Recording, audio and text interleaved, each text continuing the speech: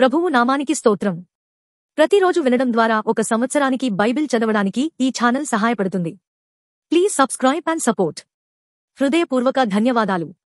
నేటి వేద భాగం మీకా గ్రంథము 1వ అధ్యాయము. యోతాము, ఆహాజు, హిజ్కియా అని యూదా రాజుల దినములలో షోమ్రోనును గూర్చియు యెరూషలేమును గూర్చియు దర్శన రీతిగా మొరష్తీయుడైన మీకాకు ప్రత్యక్షమైన యెహోవా వాక్కు. సకల జనులారా ఆలకించుడి. భూమి నీవును నీలోనున్న సమస్తమును చెవియొగ్గి వినుడి. ప్రభువగు యెహోవా మీ మీద సాక్ష్యము పలుకబోవుచున్నాడు. పరిశుద్ధాలయములో నుండి ప్రభువు మీ మీద సాక్ష్యము పలుకబోవుచున్నాడు. ఇదిగో యెహోవా తన స్థలము విడిచి బయలుదేరుచున్నాడు. ఆయన దిగి భూమి యొక్క ఉన్నత స్థలముల మీద నడువబోవుచున్నాడు. ఆయన నడువగా అగ్నికి మైనము కరుగునట్లు పర్వతములు కరిగిపోవును, లోయలు విడిపోవును. వాటము మీద పోసిన నీరు పారునట్లు అవి కరిగి పారును.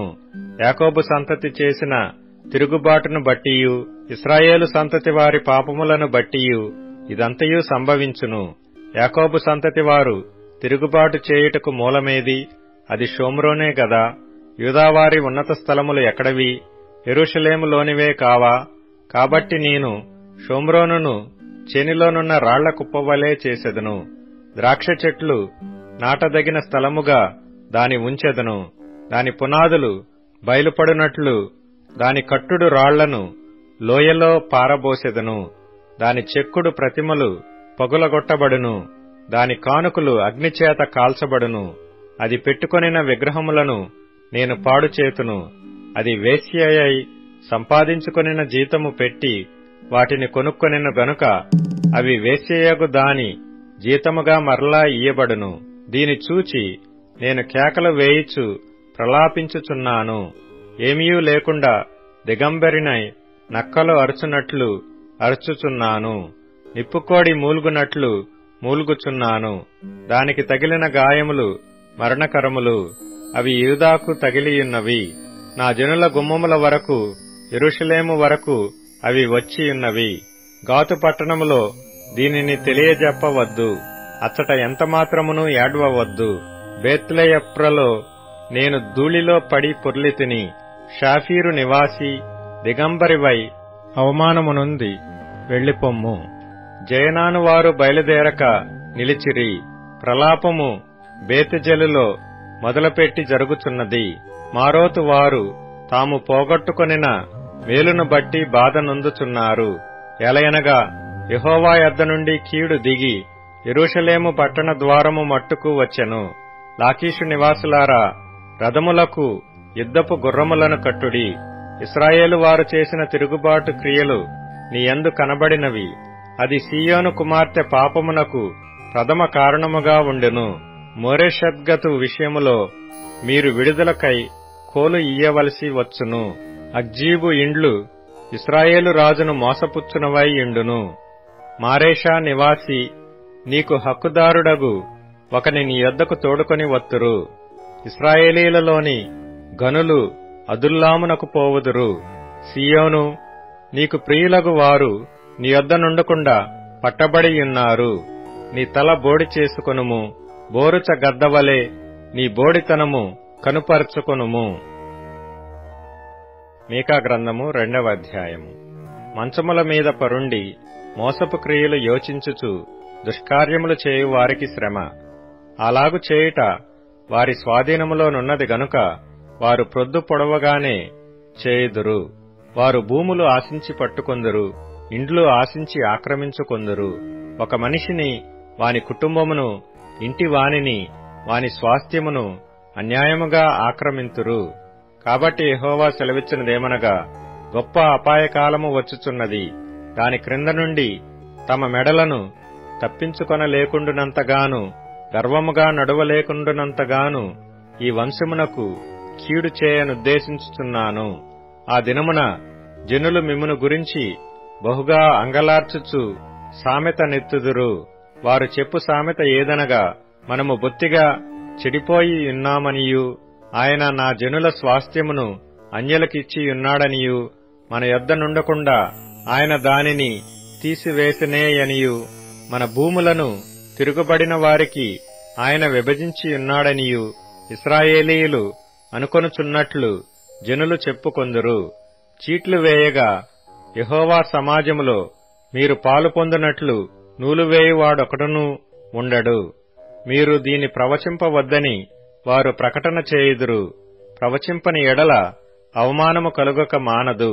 యాకోబు సంతతి వారని పేరు పెట్టబడిన వారలారా, యెహోవా దీర్ఘశాంతము తగ్గిపోయినా, ఈ క్రియలు ఆయన చేత జరిగినా, యథార్థముగా ప్రవర్తించు వానికి నా మాటలు క్షేమ సాధనములు కావా? ఇప్పుడే గదా నా జనులు శత్రువులైరి. నిర్భయముగా సంచరించు వారిని చూచి వారు కట్టు పంచెలను మాత్రము విడిచి వారి పై వస్త్రములను లాగుకొందురు. వారికిష్టమైన ఇండ్లలో నుండి నా జనుల యొక్క స్త్రీలను మీరు వెళ్లగొట్టుదురు. వారి బిడ్డల యొద్ద నుండి నేనిచ్చిన ఘనతను ఎన్నడూనూ లేకుండా మీరు ఎత్తుకొని పోవుదురు. ఈ దేశము మీ విశ్రాంతి స్థలము కాదు. మీరు లేచి వెళ్లిపోవుడి. మీకు నాశనము నిర్మూల నాశనము కలుగునంతగా మీరు అపవిత్ర క్రియలు జరిగించితిరి. వ్యర్థమైన మాటలు పలుకుచు అబద్ధికుడై ద్రాక్షారసమును బట్టియు మద్యమును బట్టియు నేను మీకు ఉపన్యాసము చేయుదునని అబద్ధము చెప్పుచు ఒకడు వచ్చిన ఎడల వాడే ఈ జనులకు ప్రవక్తయగును. యాకోబు సంతతి, తప్పక నేను మిమ్మునందరినీ పోగు చేయుదును. ఇశ్రాయేలీలలో శేషించిన వారిని తప్పక సమకూర్చుదును. బొస్రా గొర్రెలు కూడునట్లు వారిని సమకూర్చుదును. తమ మేత స్థలములలో వారిని పోగుచేతును. గొప్ప ధ్వని పుట్టునట్లుగా మనుష్యులు విస్తారముగా కూడుదురు. ప్రాకారములు పడగొట్టువాడు వారికి ముందుగా పోవును. వారు గుమ్మమును పడగొట్టి దాని ద్వారా దాటిపోవుదురు. వారి రాజు వారికి ముందుగా నడుచును. యెహోవా వారికి నాయకుడుగా ఉండును. ప్రకటన గ్రంథము 10వ అధ్యాయము. బలిష్ఠుడైన వేరొక దూత పరలోకము నుండి దిగివచ్చుట చూచితిని. ఆయన మేఘము ధరించుకొని ఉండెను. ఆయన శిరస్సు మీద ఇంద్రధనస్సుండెను. ఆయన ముఖము సూర్యబింబము వలెను, ఆయన పాదములు అగ్నిస్తంభముల వలెను ఉండెను. ఆయన చేతిలో విప్పబడియున్న ఒక చిన్న పుస్తకముండెను. ఆయన తన కుడిపాదము సముద్రము మీదను ఎడమ పాదము భూమి మీదను మోపి సింహము గర్జించున్నట్లు గొప్ప శబ్దముతో ఆర్భటించెను. ఆయన ఆర్భటించినప్పుడు 7 ఉరుములు వాటి వాటి శబ్దములు పలికెను. ఆ 7 ఉరుములు పలికినప్పుడు నేను వ్రాయబోవుచుండగా 7 ఉరుములు పలికిన సంగతులకు ముద్రవేయుము, వాటిని వ్రాయవద్దని పరలోకము నుండి ఒక స్వరము పలుకుట వింటిని.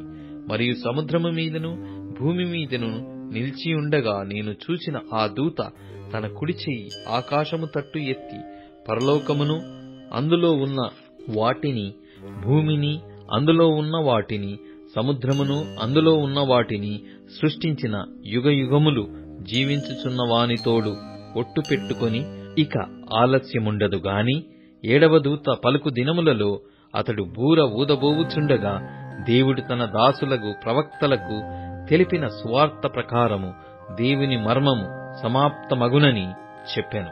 అంతటా పరలోకము నుండి నేను వినిన స్వరము మరలా నాతో మాటలాడుచు, నీవు వెళ్లి సముద్రము మీదను భూమి మీదను నిలిచియున్న ఆ దూత చేతిలో విప్పబడియున్న ఆ చిన్న పుస్తకము తీసుకొనుమని చెప్పుట వింటిని. నేను ఆ దూత యుద్ధకు వెళ్లి ఆ చిన్న పుస్తకము నాకిమ్మని అడుగగా ఆయన దాని తీసుకొని తినివేయుము, ఇది నీ కడుపుకు చేదగును గాని నీ నోటికి తేనెవలె మధురముగా ఉండునని నాతో చెప్పెను. అంతట నేను ఆ చిన్న పుస్తకమును దూత చేతిలో నుండి తీసుకొని దానిని తినివేసి తిని. అది నా నోటికి తేనెవలె మధురముగా ఉండెను గాని నేను దానిని తినివేసిన తరువాత నా కడుపుకు చేదాయెను. అప్పుడు వారు, నీవు ప్రజలను గూర్చియు జనములను గూర్చియు ఆయా భాషలు మాటలాడు వారిని గూర్చియు అనేక మంది రాజులను గూర్చియు మరలా ప్రవచింప నగత్యమని నాతో చెప్పిరి. The Book of Revelation, 11th chapter. సామెతల గ్రంథం 17వ అధ్యాయం. రుచి అయిన భోజన పదార్థములున్నను కలహముతో కూడియుండిన ఇంట నుండుట కంటే నెమ్మది కలిగియుండి వట్టి రొట్టెముక్క తినుట మేలు.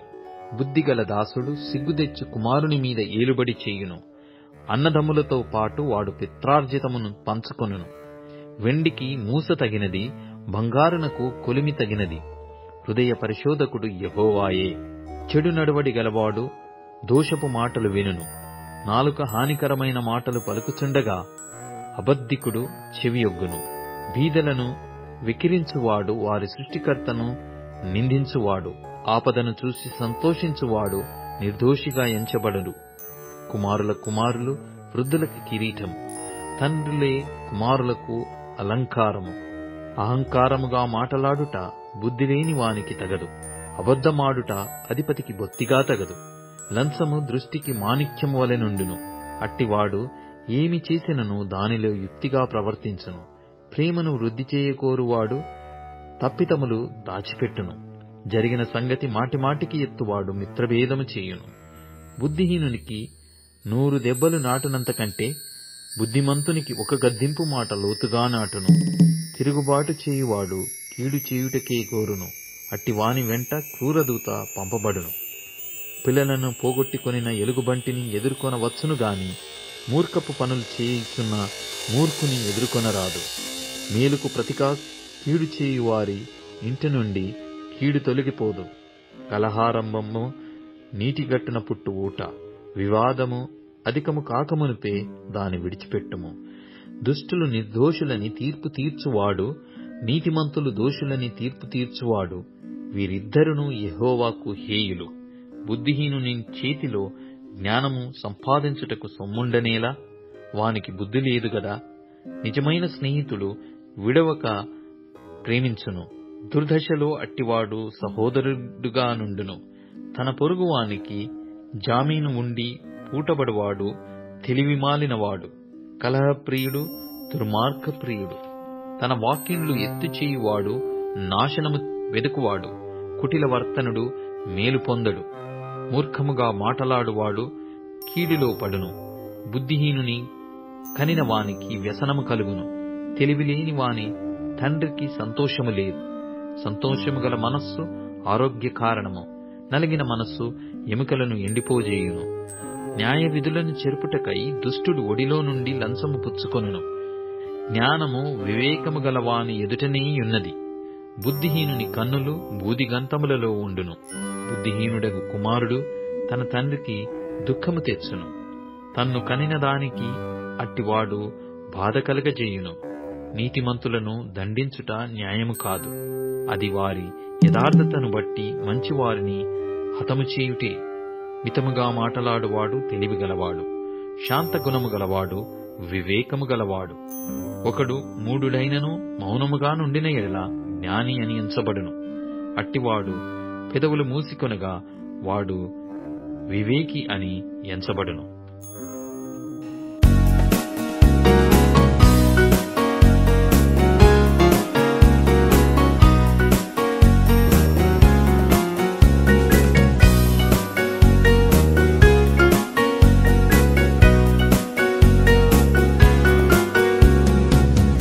The mountain, the river flows, and it brings refreshing wherever it goes.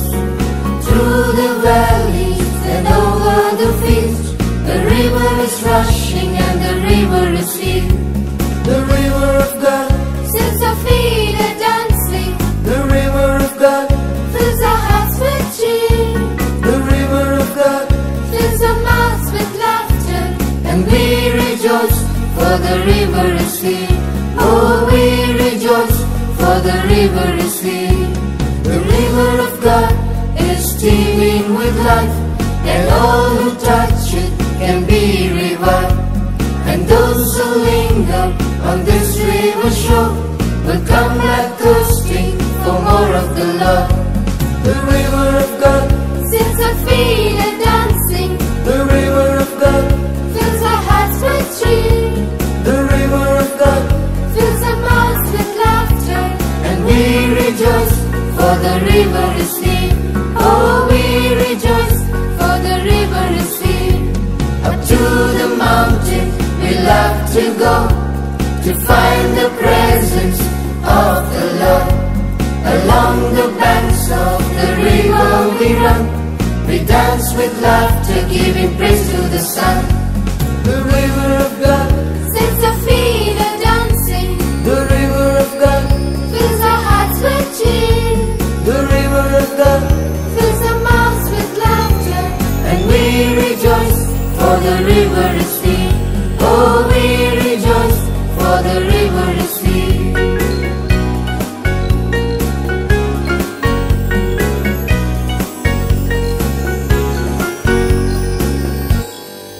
ఇప్పుడు tune in, Spotify, Amazon music మరియు యూట్యూబ్ మ్యూజిక్ లో కూడా అందుబాటులో ఉంది. Please follow us.